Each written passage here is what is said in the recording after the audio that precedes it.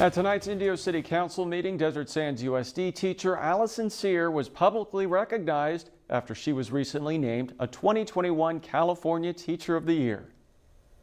It's not just about us or about like ourselves, that it's about everybody else, and that it takes everybody to get where we want to go in this life. So it's all about helping others.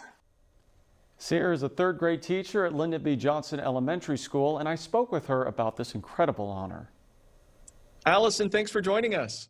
You're welcome. Thank you for having me. Tell us how it feels to be named a California Teacher of the Year. It's pretty humbling and pretty mind-blowing, especially to be so young and early in my career. To have this opportunity is incredible. And this is a big accomplishment considering only 5 teachers throughout the entire state of California were given this honor. Did you ever expect to receive something like this? No, not at all. I get up every day and do what I feel like I was born to do. And I do it with my whole heart. And this is just the cherry on top. So I feel pretty fortunate. That's awesome. Tell us a little bit about yourself. What type of teaching do you do, and how long have you been a teacher? So I've been with the district for 9 years. I've been at Lyndon B. Johnson Elementary in Indio for 7. So I've taught 2nd, 3rd, 4th, and 5th. And in high school, I used to coach for high school, so that was a lot of fun. And what kind of teacher am I? Well, I think it depends on which student you ask. I definitely have high expectations for my students.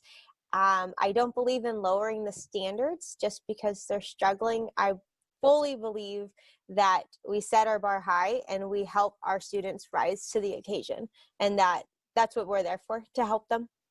You know, that probably ties into sort of a theme for your life because you grew up with vocal cord paralysis. So how did you overcome that for your students? Well, so when I started teaching, I started losing my voice about 2-3 times a year. And then last year I lost it and it just didn't want to come back. So I had to go to speech therapy, which was pretty humbling because I think a lot of people take their voice for granted and we forget how much we can use our voice as a catalyst to express what our feelings are. And my class definitely had to be patient with me, and I had to relearn how to talk. It's not that I wasn't able to talk. I was just using my false vocal cords. So I sounded like I was 90 years old. Well, you sound great now. Thank you. I would never know. Thank you. No, it definitely, if you were to ask my class last year, they'd be like, oh my gosh, we had to be so patient with her. Wow. Well, you know, speaking of patience, this entire school year has been challenging with distance learning. How have you adjusted so far in terms of teaching? Are you doing anything differently than you wouldn't do in the physical classroom? So I think everybody had to pivot. I think there's a lot of stuff that we tried to do virtually that, I mean, hugging your students you can't do that virtually, like air hug. But you still greet your students. You still ask them how their day is going. We still do read alouds. We still do math time. We still do spelling. We still clap out our words. I'm sure the parents are like, oh my goodness, what is this teacher doing? I think the goal was to keep it as normal for them as possible without being in the physical classroom. So you don't change what you're doing completely. You pivot. So I have a program called 20 for Change, and it's $20 or 20 minutes to change a life. And normally I do care packages and cards and with my class, and it's just something that I pour my heart and soul into because I think teaching my students how to be givers and how to be selfless is very important. And so I try to bring that back to the classroom, even if it's virtually. So having them do their homework, so homework for a cause, and helping like raise money, like they do their homework and then we pick an organization and we donate the money. And so it's all out of pocket, but it's a way to get them involved and still show that they can make a difference. You brought up the importance of being selfless. Well, this isn't the first time you've been on News Channel 3.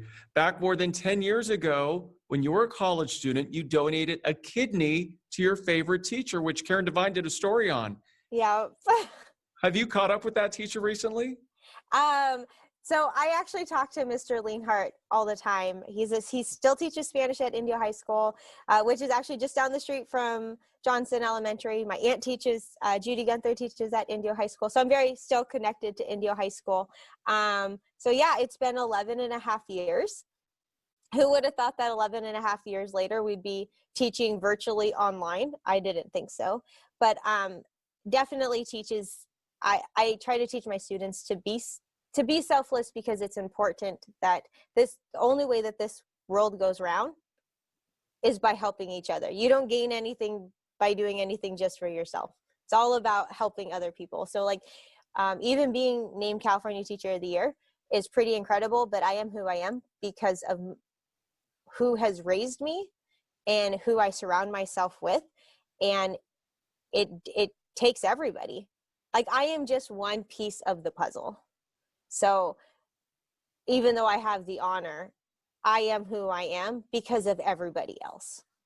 You know, now that I've met you, Allison, I can see why you are one of the California Teachers of the Year, because you don't just talk the talk, you walk the walk. Thank you.